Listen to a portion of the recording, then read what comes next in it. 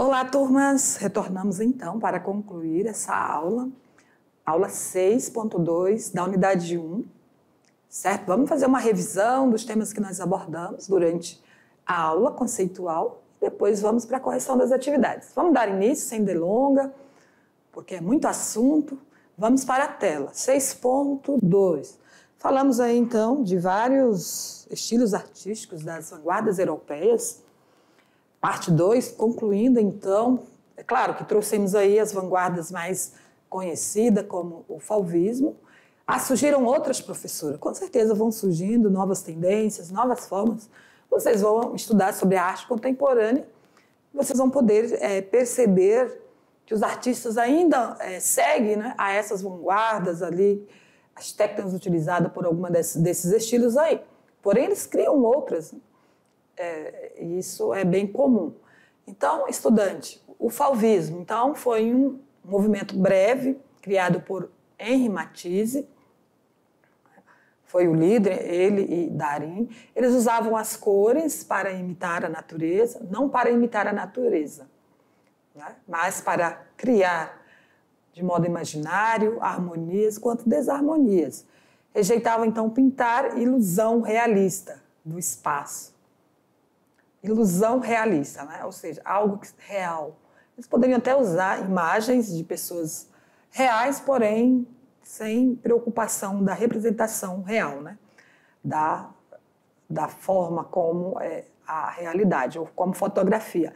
Enfatizava, então, a superfície plana da tela, como nessa obra aqui, ela caracteriza muito o fauvismo, o uso aí de 3 cores, e as dançarinas aí ocupava todo o espaço na tela. Então, ele impactou, né, os críticos, porque até então ninguém produzia nenhuma composição na pintura plástica, né, com essas características aí. O próximo é o cubismo, com o uso do quê? De forma geométrica, criado por Pablo Picasso e Georges Braque. Eles utilizavam cores como cinza, preto, azul, verde, ocre. Imagens como, geralmente são imagens complexas, frias e achatadas, como a menina com bandolim, que vocês podem observar na tela. E o uso, então, de formas, figuras geométricas, como cilindros, esferas, cones e muitas outras, né, linhas que vão se formando aí, forma geométrica. Mas nenhuma preocupação de representar a imagem real de forma da fotografia, por exemplo, né?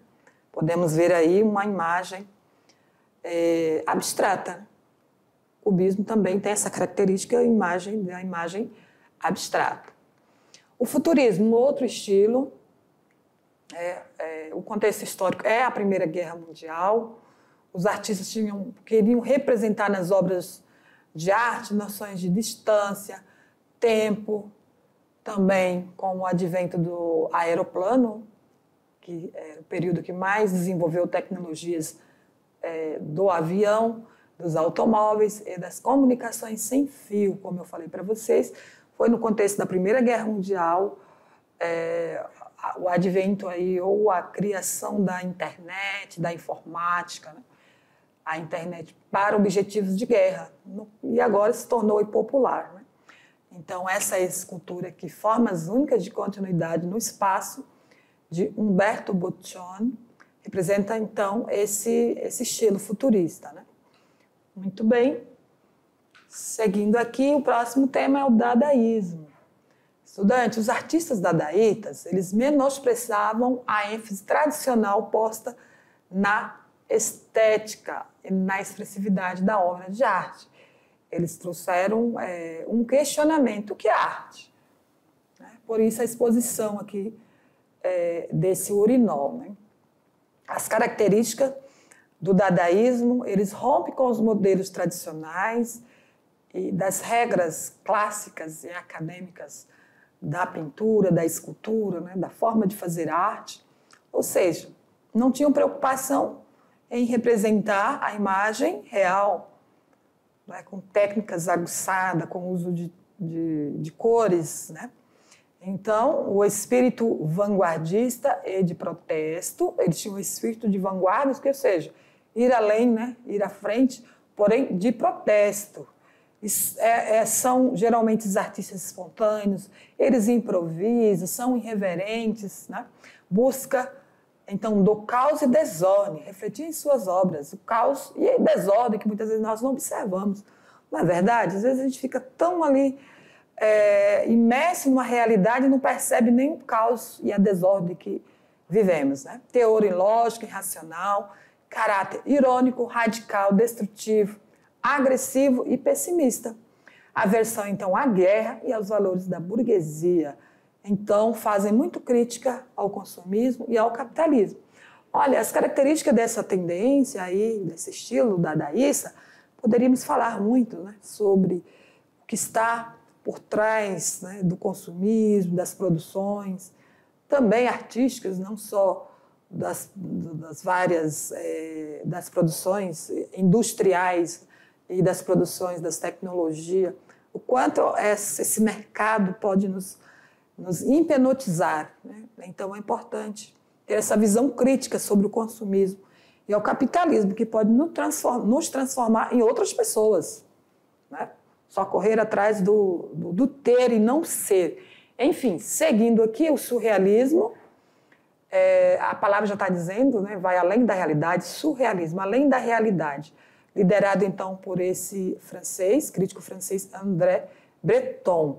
Então, percorre, então, aos sentidos, né? Parecem, às vezes, nem ter sentidos e são absurdas, no primeiro momento, as obras, como essa que eu falei, que vocês viram durante a aula. Eles lidam, então, com mistérios dos sonhos, né? Das vontades inconscientes do artista, fazem referência simbólica. Muito bem, então vamos para a correção das atividades. Trouxemos aí um pouquinho. Fizemos aí, né, uma revisão mais rápida, revendo os temas que nós abordamos, para que vocês não esqueçam esses conceitos, né, desses estilos artísticos. E agora vamos para a atividade, vamos para a correção.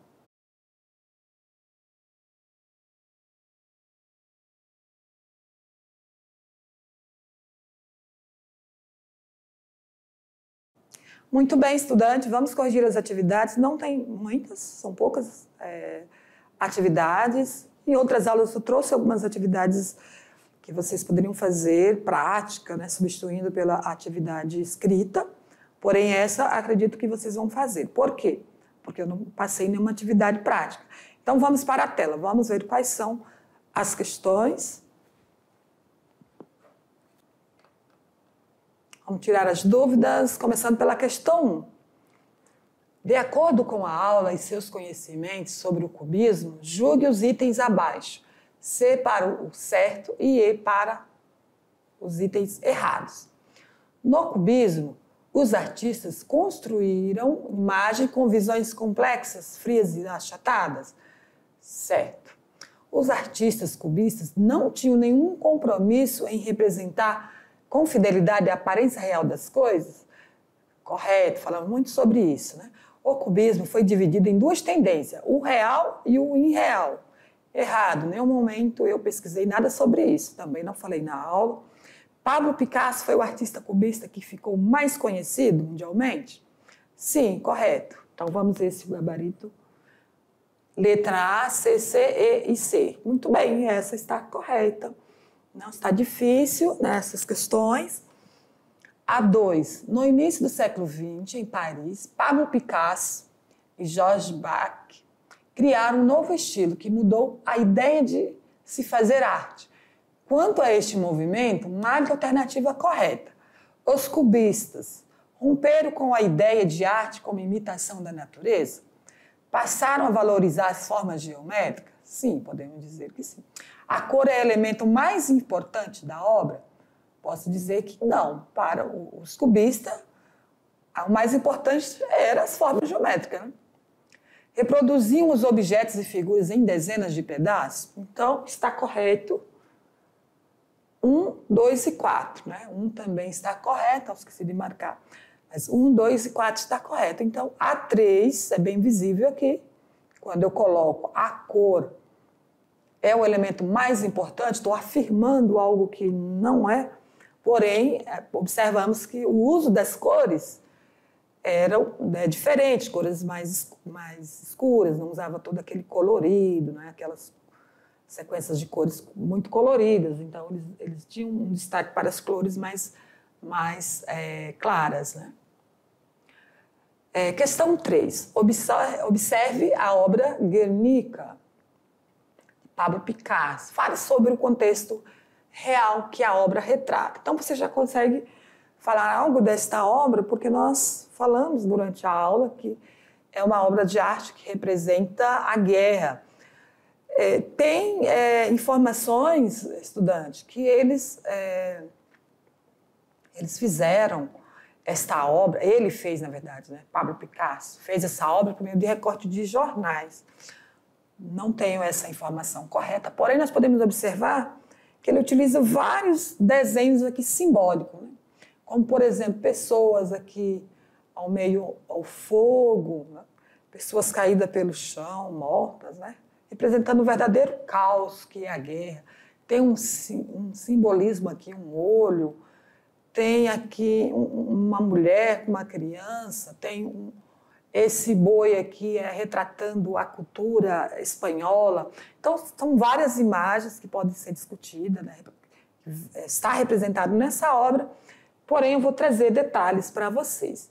O texto vocês podem escrever que Guernica é uma obra do pintor, né, cubista Pablo Picasso. Ela retrata o bombardeio à cidade de Guernica durante a Guerra Civil Espanhola, em 1936 até 1939. Trata-se de uma obra mais emblemática do artista e foi produzida em 1937. Atualmente, a tela está em exposição no Museu Nacional, Centro de Arte Rainha Sofia, em Madrid, na Espanha. Um texto aí bem básico, porém, olha, quais seriam os destaques dessa obra?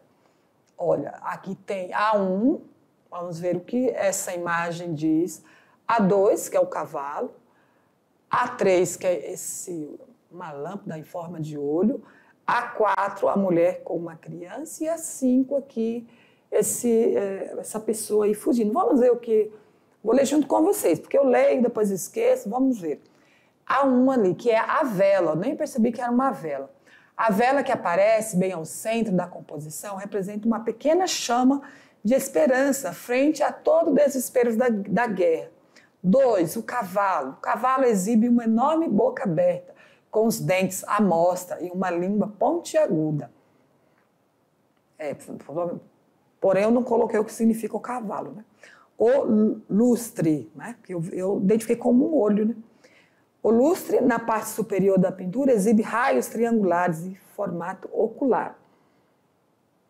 Seguindo aqui, a Pietà, que é a figura 4. A mãe que segura seu filho morto nos braços carrega toda a dor do sofrimento maternal, fazendo uma ilusão à famosa cena bíblica de Maria com Jesus, sem vida no seu colo, né? Então é bem visível aí esta imagem da mulher com seu filho e o artista aqui faz uma referência a Pietà, né? Aquela obra também que representa Jesus nos braços de Maria. E por último aqui, há pessoas em chamas, né? Pessoas em chamas. As fotografias da guerra que inspiraram Picasso na produção dessa obra apresentam cenas de incêndios.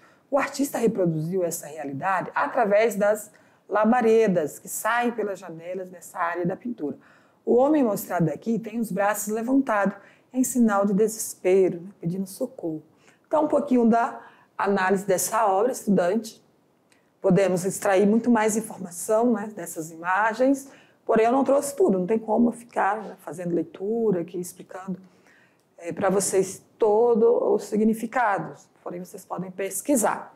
Se vocês forem lá, na internet, digitar análise da obra de Pablo Picasso, Guernica, então vai ter lá inúmeros sites que fazem análise dessa obra, trazendo muito mais informações, certo? Então, estudante, diante dessa obra, desse artista, nós observamos aí que não é uma obra para apreciar a estética, né? Os cubistas, eles não tinham essa preocupação sobre a estética, se as pessoas acham bonito ou não. porém tem significados, né? Traz aí, principalmente traz significado, né, dos horrores da guerra. E você, conhece algum artista aí na tua cidade que faz alguma representação com contexto social, local? Né? Nós temos, sempre eu trago alguns artistas locais e sempre perceberam que eles fazem expressão do seu olhar sobre, né, a realidade. Então, as obras serão compostas, né, trazendo significado no que ele observa e pode fazer emergir aí muitas questões críticas e questões que muitas vezes nós mesmos não temos da realidade. Então, o artista tem esse papel também, um papel filosófico, social, certo? Então, vamos lá, vamos concluir, vamos para a última questão. Finalizamos aqui, então, as possibilidades de análise da obra, que vocês podem estar pesquisando mais temas. E a última questão é a questão discursiva, discorra sobre a tendência artística surrealismo e principais características. Vamos lá, então. Eu já trago uma proposta aqui sobre o surrealismo, vocês estudaram durante a aula. Foi liderado pelo poeta e crítico francês André Breton. Refere-se a algo além da realidade, buscava manifestar na atividade criativa o universo dos sonhos e do inconsciente, com base, então, na psicanálise de Freud. Principais características das obras surrealistas são... A letra está bem distorcida aqui, né? Está surreal, né? Eu ia corrigir e acabou não dando tempo. Parecem sem sentido e absurda num primeiro momento. Elas lidam com os mistérios dos sonhos, com a espontaneidade das vontades inconscientes, referências simbólicas, aquilo que cada ser humano não compreende de si. Então, são as características do surrealismo. O material complementar eu trago